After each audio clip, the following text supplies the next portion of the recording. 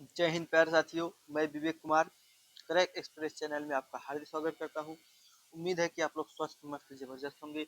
तो आज का सेशन आपके पेपर की दृष्टि से बनाया गया है। जो आपके पेपर में डायरेक्ट क्वेश्चन फंसने वाले रहेंगे, उन्हीं प्रश्नों को लाया गया है। तो चलिए बिना देर की हम सेशन को स्टार्ट करते हैं। आज का पहला क्वेश्चन होने वाला है, कबड्डी विश्व कप 2025 का आयोजन कहाँ किया जाना निर्धारित है। कबड्डी 2025 का आयोजन कहाँ किया जाना निर्धारित है। इसका सही जवाब होगा option number B. Option number B, West Midlands, England में। इंग्लैंड में। निम्नलिखित में से कौन प्रसिद्ध संतूर वादक है। कौन प्रसिद्ध संतूर वादक है। इसका सही जवाब होगा ऑप्शन नंबर सी, पंडित शिव कुमार शर्मा। पंडित शिव कुमार। उस्ताद जाकिर हुसैन किससे संबंधित है। तबला वादक से। तबला वादक से संबंधित है। और पंडित रविशंकर सितार वादक। सितार वादक से संबंधित है। उस्ताद अमजद अली खान। उस्ताद अमजद अली खान सरोद। सरोद से संबंधित है। सरोद वादक से संबंधित है। किस वर्ष अकबर ने पहली बार जजिया कर समाप्त कर दिया था। किस वर्ष अकबर ने पहली बार जजिया कर समाप्त कर दिया था। इसका सही जवाब होगा ऑप्शन नंबर बी, 1564 में अकबर ने जजिया कर समाप्त कर दिया था। निम्नलिखित में से बंगाल के गठन में किसकी महत्वपूर्ण भूमिका थी। बंगाल के गठन में किसकी महत्वपूर्ण भूमिका थी। इसका सही जवाब होगा option number A. Option number ए, मुर्शिद कुली खान। मुर्शिद कुली खान। प्लासी के युद्ध के समय मुगल सम्राट कौन था। प्लासी के युद्ध के समय मुगल सम्राट कौन था। इसका सही जवाब होगा option number A. Option number ए, आलमगीर द्वितीय। आलमगीर द्वितीय। निम्नलिखित में से किस शासक ने मस्जिद अढ़ाई दिन का झोपड़ा का निर्माण करवाया था। मस्जिद अढ़ाई दिन का झोपड़े का निर्माण करवाया था किसने। तो इसका सही जवाब होगा option number B, Qutubuddin Aibak. Qutubuddin Aibak ने मस्जिद अढ़ाई दिन के झोपड़े का निर्माण करवाया था। सिखों के नवगुरु कौन थे। सिखों के नवगुरु कौन थे। इसका सही जवाब होगा ऑप्शन नंबर सी, गुरु तेज बहादुर। गुरु तेज बहादुर। किस अवध शासक ने भगोड़े मुगल सम्राट शाह आलमगीर द्वितीय को आश्रय दिया था। शाह आलमगीर द्वितीय को आश्रय किसने दिया था। इसका सही जवाब होगा option number B, Shujauddaula. Shujauddaula ने आलमगीर द्वितीय को आश्रय दिया था। चौसा का युद्ध किसके बीच लड़ा गया था। चौसा का युद्ध किसके बीच लड़ा गया था। इसका सही जवाब होगा option number A. Option number ए, हुमायूं और शेरशाह सूरी के बीच चौसा का युद्ध लड़ा गया था। अकबर और हेमू। अकबर और हेमू के बीच पानीपत का पानीपत का पानीपत का द्वितीय युद्ध द्वितीय युद्ध लड़ा गया था। द्वितीय युद्ध लड़ा गया था 1556 में। 1556 में बाबर और इब्राहिम लोदी के बीच पानीपत का पानीपत का पानीपत का प्रथम युद्ध लड़ा गया था। प्रथम युद्ध 1526 में लड़ा गया था। 26 में लड़ा गया था। बाबर ने भारत में मुगल शासन किस वर्ष समाप्ति किया था। बाबर ने भारत में मुगल शासन किस वर्ष स्थापित किया था। किस वर्ष स्थापित किया था। इसका सही जवाब होगा ऑप्शन नंबर बी, 1526 में बाबर ने मुगल शासन स्थापित किया था। राष्ट्रीय अनुसूचित जनजाति आयोग निम्नलिखित में से किस वर्ष में एक पृथक आयोग के रूप में अस्तित्व में आया था। इसका सही जवाब होगा ऑप्शन नंबर सी, 2004 में आया था। पहला G20 शिखर सम्मेलन कहाँ और कब आयोजित हुआ था। या कहाँ और कब आयोजित हुआ था। इसका सही जवाब होगा option number B, Washington DC, 2008 में।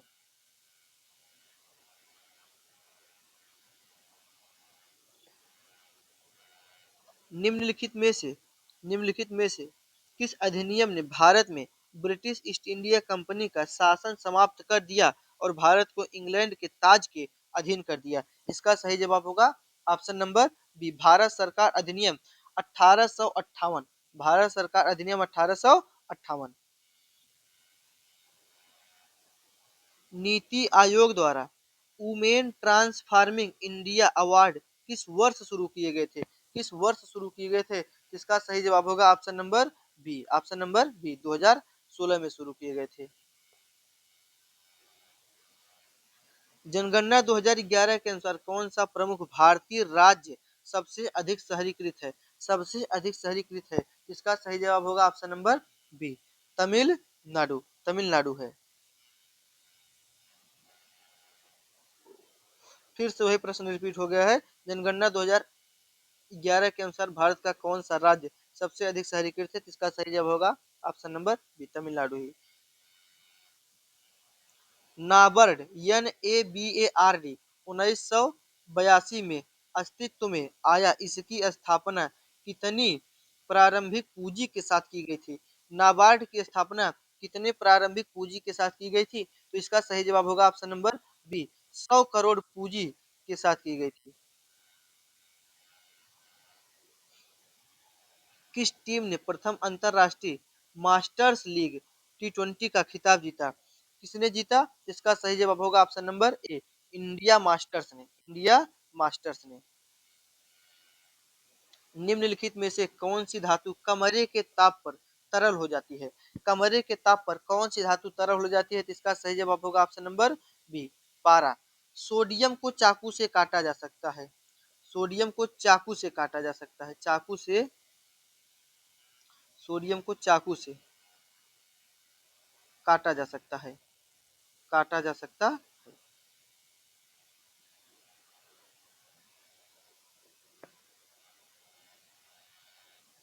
The God of small thing उपन्यास के लेखक कौन है? The God of small thing उपन्यास के लेखक कौन है? इसका सही जवाब होगा option number B, Arundhati Roy. Arundhati Roy. Arundhati Roy the God of small thing के उपन्यास के लेखक हैं। Vikram Seth. Vikram Seth a suitable, suitable, a suitable boy, a suitable boy के लेखक हैं, उपन्यास के लेखक हैं। The namesake, the namesake Jhumpa Lahiri इसके लेखक हैं। Kiran Desai, Kiran Desai the in, the inheritance, the inheritance of loss, of loss इसके लेखक किरण देसाई है। निम्नलिखित में से किस वेद की रचना प्रारंभिक वैदिक काल में हुई थी? किस वेद की रचना प्रारंभिक वैदिक काल में हुई थी? तो इसका सही जवाब होगा option number C, Rigveda. Rigveda. Rigveda में 1028 सूक्त हैं। 1028 सूक्त हैं। इसमें गायत्री मंत्र भी है। इसमें गायत्री मंत्र भी है। गायत्री मंत्र भी है। और सामवेद, सामवेद, सामवेद संगीत का वेद भी कहा जाता है। सामवेद को संगीत का वेद भी कहा जाता है। संगीत का वेद भी कहा जाता है। यजुर्वेद, यजुर्वेद में यज्ञ और कर्म कांड, यज्ञ और कर्म कांड, कर्म कांड है, जिसको गद्य तथा पद्य, यजुर्वेद को गद्य और पद्य, गद्य और पद्य दोनों में लिखा गया है। अथर्ववेद, अथर्ववेद को आयुर्वेद भी कहा जाता है। अथर्ववेद को आयुर्वेद, आयुर्वेद इसमें औषधियों का अध्ययन, इसमें औषधियाँ, औषधियाँ, औषधियाँ भी पाई जाती हैं। इसके अंतर्गत जादू टोना, जादू टोना, तंत्र मंत्र, तंत्र मंत्र, ये सब आयुर्वेद, औषधियाँ, जादू टोना, तंत्र मंत्र अथर्ववेद के अंतर्गत आते हैं। तो इसका सही जवाब होगा option number C, Rigveda.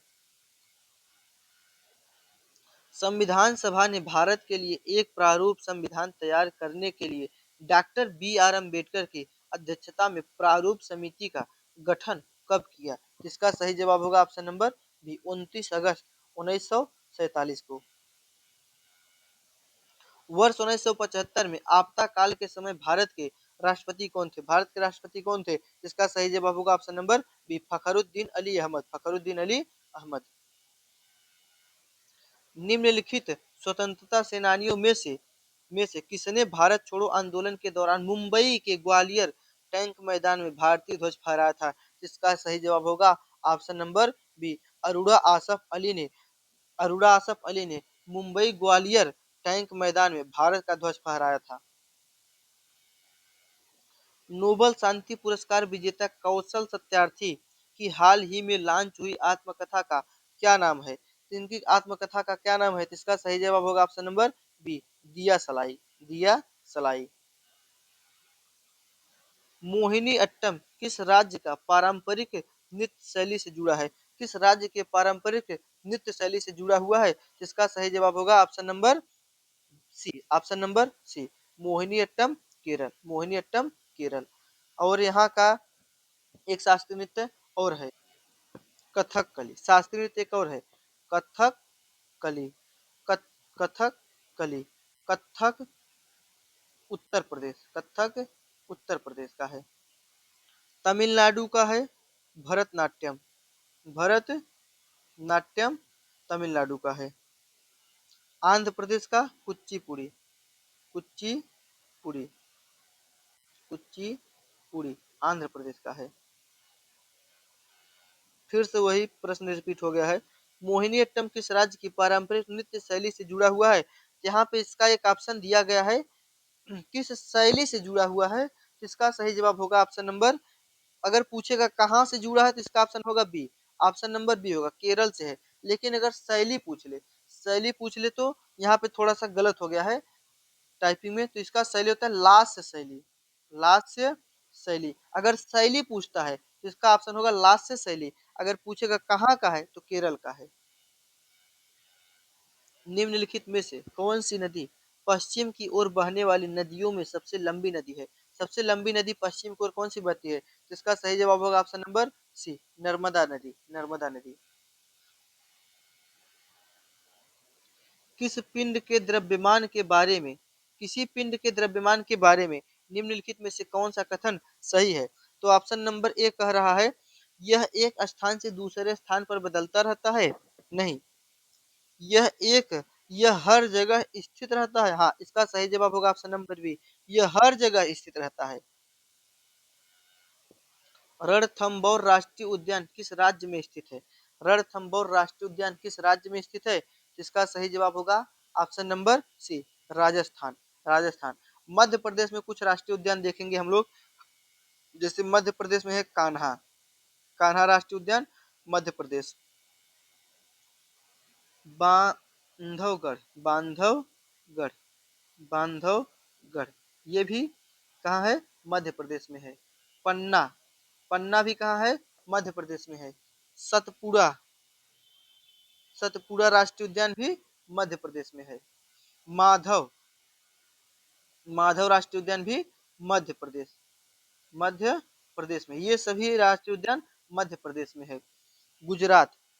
Gujarat का होता है एक राष्ट्रीय उद्यान है गिर।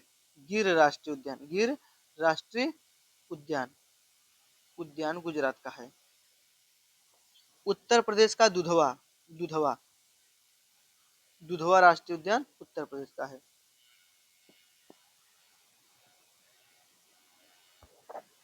निम्नलिखित में से किस विटामिन की कमी से घाव से अधिक रक्त होता है? अधिक रक्तस्राव होता है? अगर किसी विटामिन की कमी हो जाए, किस विटामिन की कमी के कारण रक्तस्राव अधिक होता है? इसका सही जवाब होगा option number D. Option number D vitamin के की कमी से अगर घाव लग जाता है, रक्तस्राव होना शुरू होता है तो रक्त रुकता नहीं है। तो आइए कुछ विटामिन के नाम जानते हैं। पहले विटामिन ए। विटामिन ए का रासायनिक नाम है रेटिनाल। रेटिनाल। इसकी कमी से रतौंधी रोग होता है। रतौंधी रोग होता है। फिर आते हैं विटामिन सी। विटामिन सी का रासायनिक नाम है स्कारबिक एसिड। स्कारबिक एसिड। एसिड इसको हिंदी में कहते हैं अम्ल। स्कारबिक अम्ल। इसकी कमी से होता है स्कर्वी रोग, स्कर्वी रोग होता है इसकी कमी से।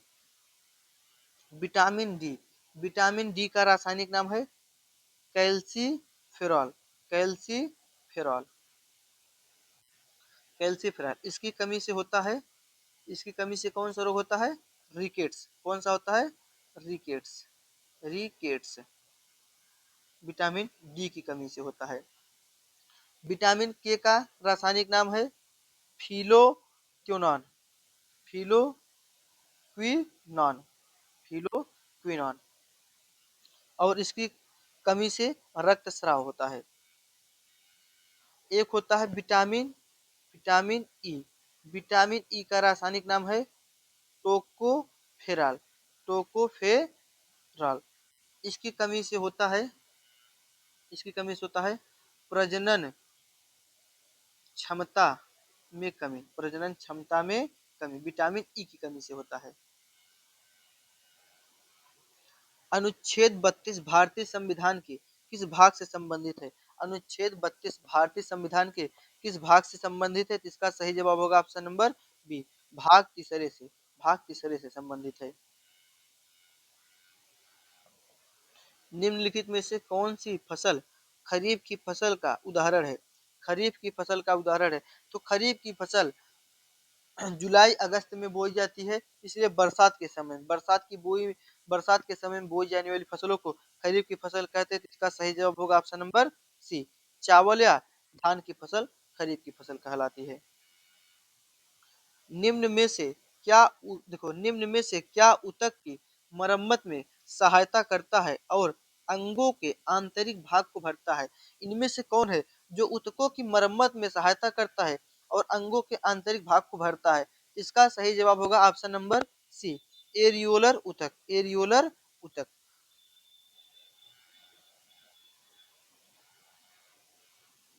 निम्नलिखित में से कौन सी, निम्नलिखित में से कौन सी पीटी उषा, पीटी उषा की आत्मकथा है? पीटी उषा की आत्मकथा है। तो इसका सही जवाब होगा option number B, option number B, golden girl, golden girl. मादा जनन कोशिकाएं अंडाणु निम्न में से कहाँ बनती है? तो मादा जनन कोशिकाएं कहाँ बनती है? अंडाशय में। इसका सही जवाब होगा अंडाशय में। कब बनना स्टार्ट होती है? 12 से 14 वर्ष में, 12 से 14 वर्ष की आयु में ये बनना क्या होती है? स्टार्ट हो जाती है। अंडाणु के बनने के समय महिलाओं में एक हार्मोन निकलता है जिसका नाम है एस्ट्रोजन, एस्ट्रोजन, एस्ट्रोजन।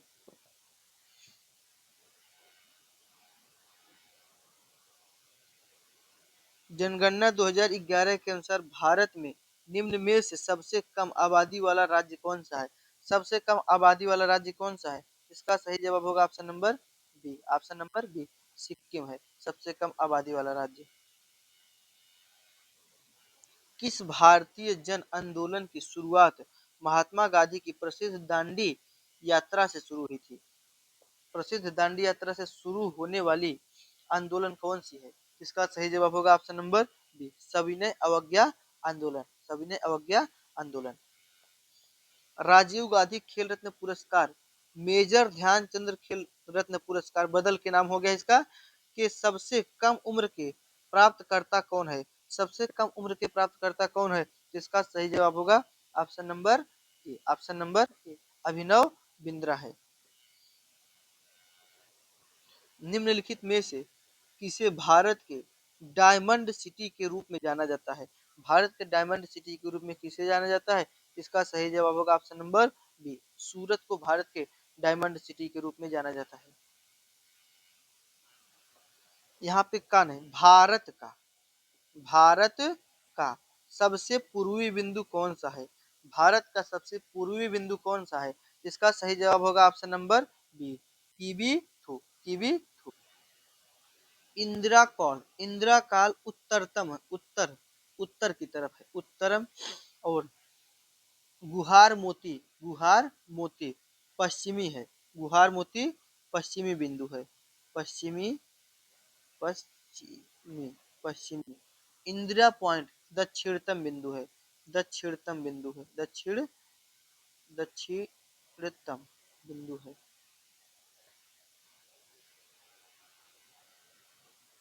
भारत के संविधान में 5वीं अनुसूची और 6ठी अनुसूची के प्रावधान किस लिए किए गए हैं? किस लिए किए गए हैं?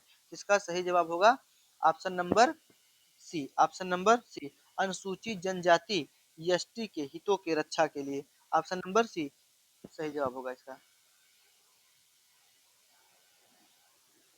गांधी इरविन समझौता भारत के निम्नलिखित में से किस आंदोलन से संबंधित था? किस आंदोलन से संबंधित था? इसका सही जवाब होगा ऑप्शन नंबर बी, सविनय अवज्ञा आंदोलन से संबंधित था। गांधी इरविन समझौता भारत के निम्न, अच्छा फिर से वही प्रश्न दोबारा हो गया है। इसका सही जवाब होगा ऑप्शन नंबर बी, सविनय अवज्ञा आंदोलन।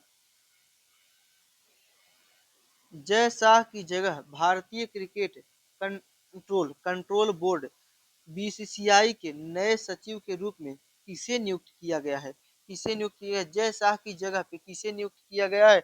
इसका सही जवाब होगा option number B, Devjit Devjit Saikia. Devajit नहीं, देवजीत होगा। देवजीत देवजीत सैकिया देवजीत सैकिया को चुना गया है। वर्ष 2024 के आईसीसीआई पुरुष टी20 विश्व कप में भारतीय टीम का नेतृत्व किसने किया था? भारतीय टीम का नेतृत्व करने वाला कौन थे? तो इसका सही जवाब होगा option number C, Rohit Sharma. Rohit Sharma थे। वसा को संग्रहित करने वाले संयोजी ऊतक को क्या कहा जाता है? वसा को संग्रहित करने वाले संयोजी ऊतक को वसीय ऊतक कहा जाता है। वसीय ऊतक कहा जाता है। फिर से इसका वही ऑप्शन हो गया है, वसीय ऊतक। क्वेश्चन रिपीट हो गया है। मटकी निम्न में से किस राज्य का लोक नृत्य है?